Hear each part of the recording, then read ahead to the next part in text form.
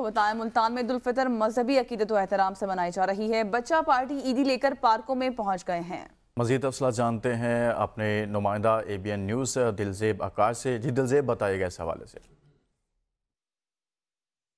आज बिल्कुल बात की जाए ईद उल फितर के हवाले से तो आज का दिन जो है मजहबी जोशो जज्बे के साथ मनाया जा रहा है। सुबह के औकात में नमाज ईदैन अदा की गई है। मुल्तान में छोटे बड़े जो 500 के करीब जो हैं ईद के इज्तिमात हुए हैं, उसमें जो है शहरियों की बड़ी तादाद ने शिरकत की और उसके बाद जो है लोगों ने जो है वो अब नाश्ते किए। नाश्ते करने के बाद कुछ रेस्ट किया और रेस्ट करने के बाद अब जो है शहरियों ने रुख किया है पार्कों का, जहाँ पर जो है झूले ले रहे हैं, इंजॉय करते नज़र आ रहे हैं। मेरे साथ कुछ बच्चे मौजूद हैं, उनसे जानेंगे। आज ईद करी ना और मुझे 700 ईदी मिली है।